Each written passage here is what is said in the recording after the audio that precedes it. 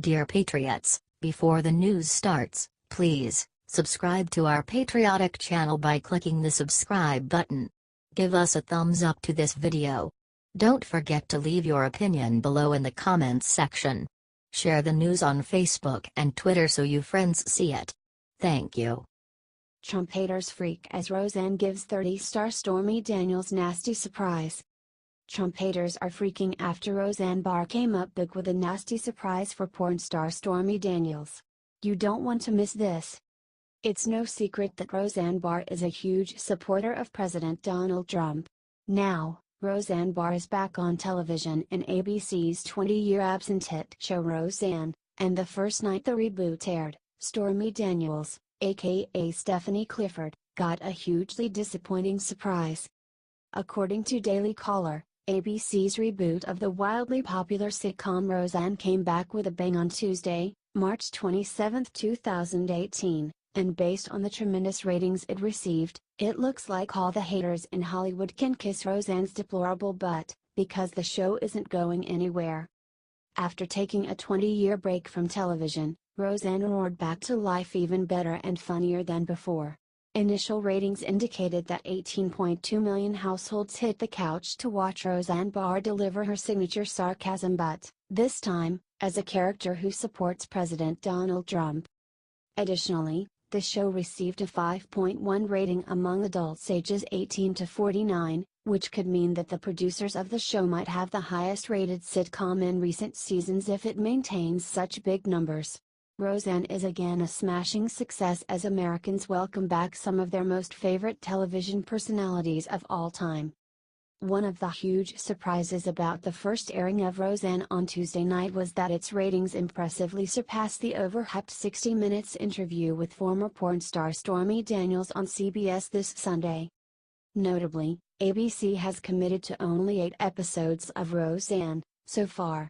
If the power players at ABC have 2 brain cells to rub together, they will quickly sign the actors on the show to extended contracts to guarantee they won't seek work elsewhere. ABC reportedly wants to contend with top-rated shows like The Voice on NBC and splitting up together.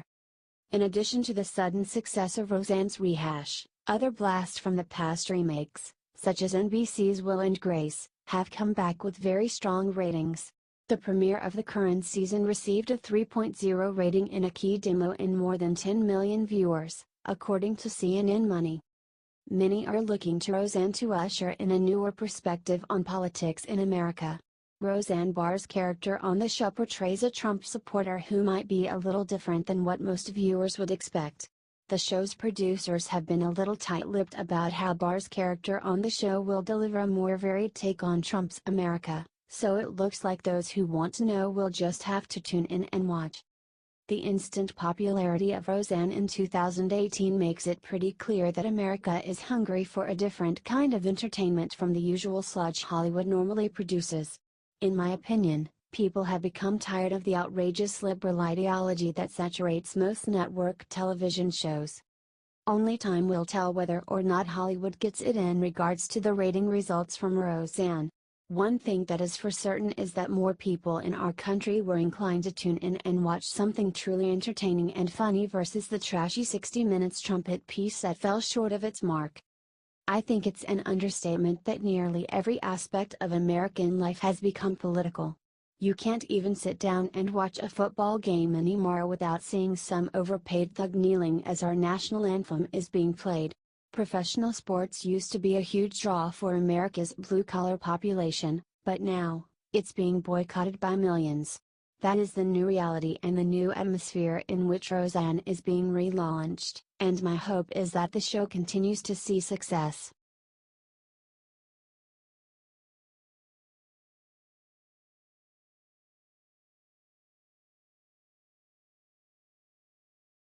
California sheriff sick of illegal invasion, does something big about it, pays vicious price. As many of you can recall, last night we at Daily Vine reported about how the Orange County Sheriff's Department made public the release dates and names of jail inmates, including those in the U.S. illegally. This marked the latest local revolt against California's illegal sanctuary laws. Undersheriff Don Barnes confirmed this is in response to the harm done to the community of Orange County because of Senate Bill 54, which became law of the land in California on January 1 of this year. California Senate Bill 54 is the bill which restricts local law enforcement's cooperation with ICE agents and Border Patrol. A law which both Barnes and Sheriff Sandra Hutchins of Orange County vocally fought against. This name release, which is online for all the public to see, comes after multiple municipalities in Orange County have voiced opposition to SB 54, which legitimized the state's sanctuary movement. Although most elected officials in California do support this bill, the city of Los Alamitos last week voted to exempt its city from this asinine bill. Although most of those released were arrested for domestic violence, theft, criminal threats and multiple DUIs, during that same period of time 168 other inmates with more serious convictions did meet the requirements and were turned over to immigration agents as SB 54 allows. But today things took a turn for the ridiculous, even for the state of California. That's right folks, in response to the Sheriff of Orange County, California protecting law-abiding American citizens and legal residents, the California Attorney General, Xavier Becerra, has now threatened to have the sheriff arrested for complying with federal law and helping ICE agents arrest illegals in Orange County. When Becerra was asked if he would arrest Undersheriff Barnes, he said it was his job to enforce the laws of California, and that he wants to make sure that every jurisdiction, including Orange County, understand what state law requires of the people of the state of California. Via the Gateway Pundit, Attorney General Xavier Becerra, state law is state law. And it is my job to enforce state law. I will do so. And we want to make sure that every jurisdiction, including Orange County, understand what state law requires of the people and the subdivisions of the state of California. Reporter, does that mean a lawsuit of the sheriff's department or the arrest of the sheriff? Xavier Becerra, I think I just answered that. More on this story from the Orange County Register. The Orange County Sheriff's Department, whose leadership opposes the new California sanctuary law that limits cooperation with federal immigration officials, announced Monday that it is now providing public information on when inmates are released from custody. As of Monday, March 26, an existing Who's in Jail online database includes the date and time of inmates' release, a move agency officials say will enhance communication with its law enforcement partners. The release date information applies to all inmates, not just those who are suspected of being in the country illegally. But the goal is to assist agents with the U.S. Immigration and Customs Enforcement, or ICE. This is in response to SB 54 limiting our ability to communicate with federal authorities and our concern that criminals are being released to the street when there's another avenue to safeguard the community by handing them over to ICE for potential deportation, Orange County Undersheriff Don Barnes said. Orange County officials did not confer with ICE before making the change, he said. ICE spokeswoman Lori Haley wrote in an email late Monday that she would not comment beyond what the sheriff has said. The new state law, dubbed the California Values Act, has recently seen a backlash from some Orange County communities. The City Council in Los Alamitos voted last week on an ordinance to exempt the city and northern Orange County from the state law. A few other Orange County cities are considering resolutions and other moves to voice their opposition to the law. The Yorba Linda City Council, for example, agreed to file an amicus brief to a lawsuit filed by the Trump administration against California and immigration-related laws the federal government alleges are unconstitutional.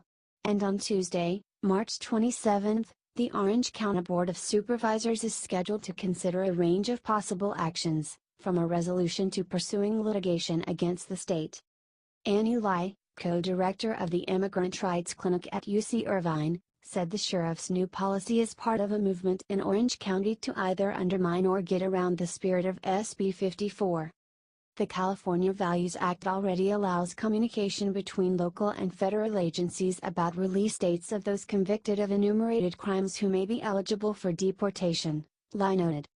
This change in policy is basically affecting everybody else who doesn't have a serious criminal history under SB 54, she said. Sheriff's deputies, however, will still not be able to assist in an actual transfer to ICE agents under state law. The release information, via a long list of names in alphabetical order, is now available for anyone to view at osc.org.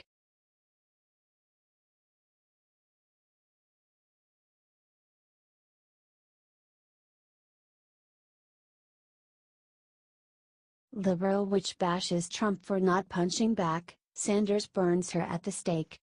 Once again, President Donald Trump's press secretary makes us proud to be deplorables. Sarah Huckabee Sanders destroyed a liberal reporter after she bashed Trump for not punching back.